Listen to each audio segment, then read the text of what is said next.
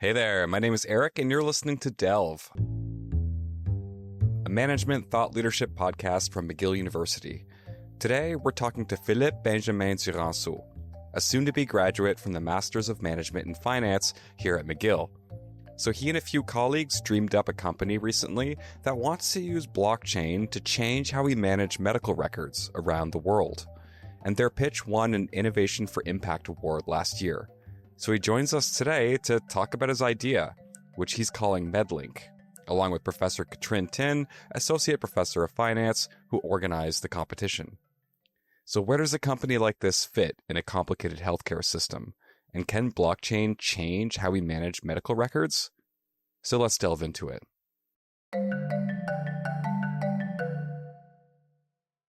All right. So I am here with Professor Katrin Tinn, and I'm here with Philippe Benjamin-Duranceau. I'm very excited you guys are both here. Welcome to the show. Hello. Thank you. Hello. I'm really fascinated by this project that you worked on, Philippe. So you were involved in the Innovation for Impact competition. So Katrin, you're kind of the leader of that prize, that competition. So I wonder, maybe we can start with a bit of context of can you tell us a bit about it? What's the story there? Yeah, so this competition is organized by the Entrepreneurship and Innovation Initiative, which I'm currently the director of, together with Sustainable Growth Initiative. And it came about the ideas that students in my course, but also in many others, often come up with exciting new project and business ideas. And so we thought that it makes sense that these projects have a life outside the classroom, and maybe this will lead to some of these businesses being launched. And the main goal of the competition is to have projects that are both coming in with some innovative aspects, but also relate to broadly defined ESG goals. So not only focused on environment, this project is on medicine, for example. There have been projects on many other topics as well. And then this competition involves teams being assessed by Montreal-based business leaders and experts along with McGill experts. That's really cool. And I think that element is really awesome too, to really be able to involve professionals from the fields who can come in and give you some real life perspective. So yeah, that's awesome. Okay, so we're going to get in the weeds for MedLink. So it's about medical records. It's about blockchain. So I wonder, Philippe, if you can walk us through just sort of what the idea is there. Yeah, so basically the idea is, in a nutshell, is that, patients sometimes have a lot of hard time really transferring their patient records could be cross-border, cross-province. And we really wanted to challenge this problem by using our different backgrounds that we have. We have very diverse background in the team. And we felt and having worked in the hospitals myself in radiology, I've seen that in my schooling years, and I really wanted to solve this issue for patients. And I felt that this was a good way of a really impactful way of doing so was with this project, MedLink. MedLink would help patients transfer the records from point A to point B from different hospitals, basically. Gotcha. Okay. So it's as much between institutions as it is between provinces and health systems? Yeah. So basically, the main issue often is between EMRs and EHRs. So EMRs are electrical medical records or electronic health records. And these records, there's multiple providers right now. So Cernix, for example, is one of the big ones in the US. These big companies often are not always compatible. So our goal is not to compete against these big EMRs, EHRs that provide these services, the electronic health records, processes. Our goal is really just to enhance and make them talk to each other with our service to really help them communicate and enhance the interoperability of their products. Oh, that's interesting. Okay. So, and you're planning to do that through blockchain? Yes. Okay. So blockchain, I think I have a general idea of how it works, but can you give us a quick explainer of the idea there? So basically, often people see blockchain as with crypto. We don't want to touch crypto in that sense. So yes, it touches cryptography, but basically what we wanted is some properties of the blockchain. So blockchain has a lot of properties that we find really useful in our case. For example, it's really hard to tamper with, so it's pretty secure. It's really secure for the users, and we know that electronic health records are very sensitive data for patients, so that felt for us really cool. Also, the fact is, every time someone touches these records, you can see who tampers with the blockchain, so it's a ledger. And being a ledger, people can see who tampered with their records, and that this gives power to the patients to see, oh, someone saw my records and I don't want that. It gives power to the patient and the user. And more than that, moreover, it felt like another really cool process in the blockchain world is that there's smart contracts. Smart contracts are contracts that really let you create predetermined contracts that can be activated upon like certain conditions. So one of the main points and ideas here was that if a patient is in critical condition, sometimes they can't give consent to transfer records. Let's say you're in Mexico and you get hurt. It's really hard for you to give consent to give your records to the Mexican hospital. But the smart contract, the hope for us would be to be able to easily transfer those records without having to give consent, because you gave consent by accepting to be on MedLink, and where you signed off that, if something happened to me, I would like to have my records sent to the nearest hospital to help me save my life. Interesting. Do we have the legal framework for that? Like, how does that work from a legal standpoint? So it is really complex because you have multiple countries involved, you have multiple providers involved. So to really get that going, we first think we're going to start with like a pilot in Canada. I think Canada is a really cool place because it's very diverse. First of all, if you just look from Ontario and Quebec, for example, there's language barriers. So it's more French in Quebec, it's more English in Ontario. It's a really cool place to already start, because one of the issues also when you're transferring records is the language barrier. So one of the first steps for us would be just to test it in Quebec, Ontario, to see how well we can transfer records from these two provinces. And then afterwards, we'd start with the US and slowly integrate with other countries. In terms of legal frameworks, every country has, for example, we have FIPA and EPA frameworks in Canada and the US. And by being compliant with those, we hope that we will be able to seamlessly transfer records for patients. Right, that makes sense. So do you think the health system has capacity to experiment or to try out this kind of thing? It's yeah. I think historically, they've been a little bit resistant to incorporating these kinds of technologies. For sure. It's for sure an issue.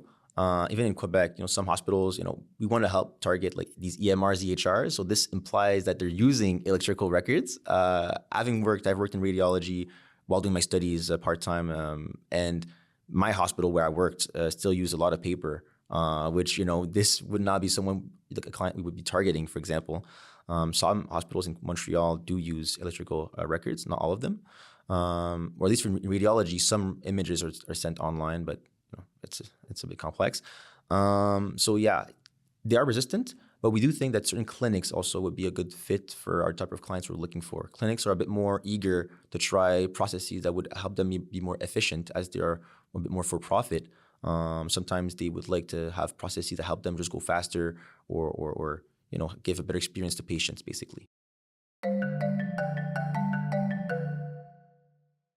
Well, I don't know, Katrin, you were in the room while he pitched this idea. I'm just curious what your take was when you encountered it for the first time. So yeah, I think it was like one of the very strong projects already in class. And like what I find particularly exciting, so it of course makes sense to start like testing it within Canada, but it has like really exciting international prospect where it is exactly like as Philippe was telling earlier, that you travel to a country which uses a different language.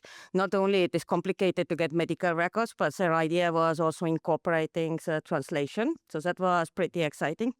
Second, I happen to be from Estonia. So Estonia is a very digitalized country, and there's the medical records already shared within the country.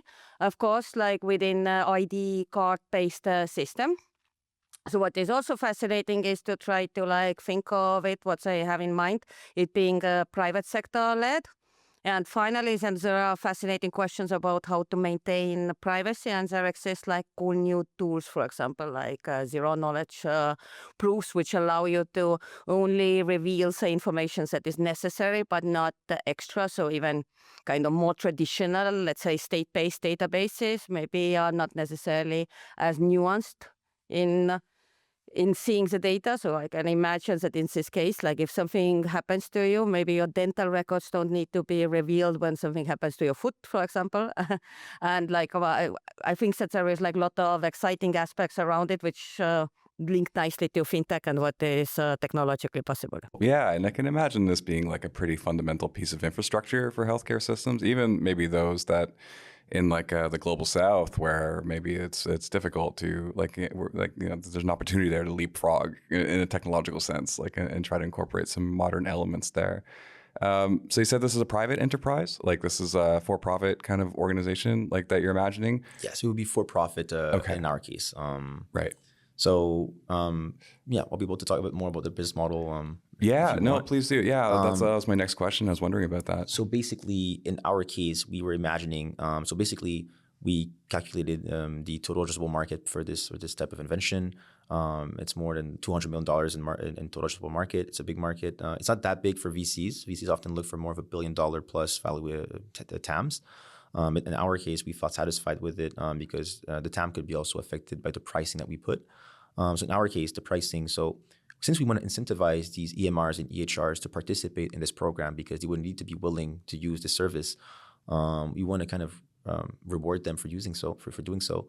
And so every time we would transfer records, there would be a small fee applied to your transfer. Right now, the pricing is still under works. It's pretty complex to find the correct pricing for us. But once we have that pricing really settled down, we would give a share of that profit to the receiver. So the person that asks for the requests would be paying. The person giving the access to the data would be receiving a small part of that money. So it gives an incentive for the company that's giving records or transferring records. It will incentivize them to participate in the program as money's coming in, and it will also give us a margin. So it would be basically like a broker between these two hospitals. So the hospitals are paying for them, or is that where you imagine the money's coming from? Okay. The money would be paid by clinics and hospitals, Gotcha. Mainly, but often this is going to come over in a form of like maybe some reimbursement code, because often if it's in the US, for example, the bill's going to be passed to the customer often. So even if we're charging a price, the fee will often be passed down to the customer. In Canada, it's more B2G, so we're selling more to the government. So again, it'd be more the government paying for the service between hospitals, and for clinics as well in Canada, it'd be them paying, and often this would kind of come in the bill of the patient at the end. Right, that makes sense. So then, like mechanically, like from a user experience perspective, so like what are the steps? So is it a nurse or like a doctor? They go to a computer, they log into the MedLink portal, and it's a secure network, and then you click, I want the medical record for this patient, and then it's an automatic thing if they're in the system, or am I getting that right? Or yeah, so basically we really want to make it simple for the users. The main goal, like that's why we won't focus on like the crypto aspect and the smart contract aspect. I think it's more the back end for users. They know it exists, but we don't want the patients to focus on that point so much, because we don't want to make it confusing for them. We want it to make it very easy for them. And to do so, every patient that logs in and that willingly wants to be on MedLink would have like a universal ID, like it would be valid cross-country. And once they have that valid ID, hospitals and clinics that are part of the program would also have their IDs, and only users that have the access could request those records. For example, in Canada, you need to have like a license. So you need to be a licensed doctor or practicing nurse has a record here to be able to request that sensitive data that users have. And once the patient has the ID, the clinic and staff they have IDs. Now they can easily just ask for requests to our like servers, for example, and we'll be able to transfer everything in a secure way between point A and point B. Right. Oh, yeah, super interesting. Then have you talked to anyone from the medical sector as you were working on this? Like, what was the response like? So I haven't spoken much about it in the healthcare sector. So working in a hospital, I did talk about it to certain people very loosely. They did think it was pretty interesting and pretty useful. I think it's the best way of really looking at what the gains are for this technology. A really cool example was that I worked on a case. I'm not going to name any names because it's private. But for example, a patient came into the hospital. He was from Ontario, for example, and he's hurt. And we want to, give him the best care possible, but we don't have access to his records really quickly. So this makes us one, it's slower for the patient, so it takes a lot longer to give him care. Second, it makes it really costly for the government, because now we need to possibly rerun tests that you might already have done in Ontario, but we don't know if he has done these tests. So we're just going to redo all these tests in-house. And overall, it just makes it a lot harder for the patient. And having seen that, when talking with other healthcare professionals, of course, if we could easily have access to records in a secure way, they would for sure say yes. Of course, there's multiple hurdles. As I said, even in Quebec, we still have a lot of paper-based records. This would for sure be a hurdle in some hospitals that are more resistant to adopting these electrical records. But overall, I think that most professionals would be like, yeah, of course, if we could have all the more information on the patient, more info is always good to take the best decision for the users, basically. Yeah, no, definitely. It's kind of crazy that the patient has to be the one to bring their list of medications to every appointment. And, for some folks, it's a long list. And it's I don't know, I'm not a pharmacist. So that'd be very useful. Or even when moving countries, you're moving, you have a lot of records from your, you could be from anywhere in the world and you have your records already done. Maybe you have a long history of medication tests that would be super useful to have here, but for some reason you can't really easily have access to them. You would need to maybe fax. I don't know. There's many ways of doing so that are more older, that are not super efficient. So I think that this type of technology could be a game changer for these users. Yeah. So okay. So what's next? So this is the idea. And my understanding is that it's very much in the beginning stages right now. So what's step one for you? So step one for us, I think, is really about building that MVP, so the minimum viable product. I think that once we have that online, to really have user feedback, I think that's the most important, because you don't want to be in love with a solution if in the end the users don't like that type of solution. So and to get that feedback, you need as fast as possible to get access to user information. So to do so, we first plan on doing smaller tests, small scale tests between Toronto and Montreal, for example. We would need to find partner hospitals that would be willing to kind of test it out, test the waters, and we will also to test the linguistic barriers. To test, if we want to convert French to English, English to French, how well can we do so? And once we've done that, so the plan would be to have in the first year, maybe to have that kind of ball rolling to really get that Ontario, Quebec feedback. Once we have the feedback, then we'd be about all the provinces over maybe the next year. So maybe 1 to 2 years. And then after that, from 2 to 5 years, we'd love to really touch more on US, because this is a lot longer, because you need to be compliant with a lot more organizations, and doing so can be a lot more complex and long and costly. And again, once this is done, the plan would then be to maybe go even more global, even though this would be the longer term goal. Yeah, it is a lot more complex. No, but that's I like the ambition. That's great.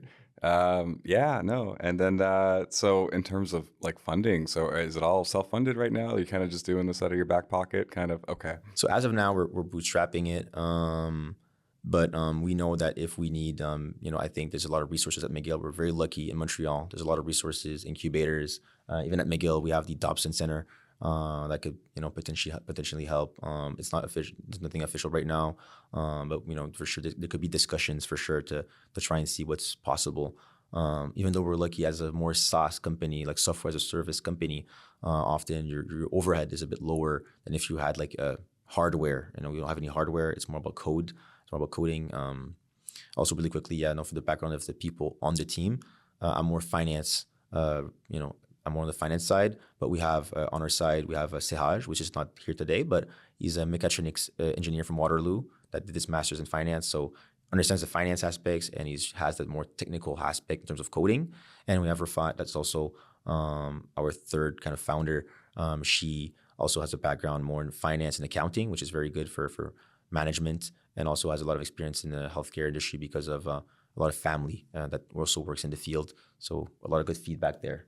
Yeah, that's great. And there's 3 people on your team, you said? As of now, yeah, we have 3 main people that will be on the project. Yeah, that's cool. Well, okay, no, that's really interesting. And so, I don't know, what are you most excited about, looking forward about this project? I think there's so many things to be excited about for this project. I think it has a lot of potential, and I think that if it were to grow, I like the competition. Katrin wanted to have a competition, has impact, and I think that this project is, by all means, very impactful for a lot of patients, and having the opportunity to help patients have a better care, better access, maybe even saving lives, and if they can get better care in dire situations where usually they wouldn't have had those records. We feel like having that impact and having that positive impact in the world is the most important thing for us. And we're very excited for that. Yeah. What about you, Katrin? I feel like you're sitting there. You look like a proud mom. It's I mean, you're a teacher, so I imagine that there's a lot of pride there. But how are you feeling about the future of this idea? No, I think that it's a very exciting idea, certainly impactful. So if it's not easy to implement, of course, because of having to resolve all sorts of privacy issues and legal issues that are associated from like technological and finance perspective. It looks very solid, so that makes it exciting. And in general, this project and many other competitors in this competition have had brilliant ideas, and we hope that having this competition around is going to encourage students to more think about creating new businesses that have impact. Well, Philippe, Katrin, thank you so much. This was really interesting. I appreciate your time. All right, so that was Philippe Benjamin-Duranceau, a master's student in finance here at McGill University, and Katrin Tinn, associate professor of finance and organizer of the Innovation for Impact Award. So thank you both for joining us on the podcast today. And to you, dear listener, if you've made it this far, don't forget to follow us in your podcast player for more great management interviews. We talk to experts from across disciplines who are going to change how you think about management. So last time, for example, we caught up with Mike James Ross, who is going to help you find meaning in your job again. And frankly, we can all use that once in a while.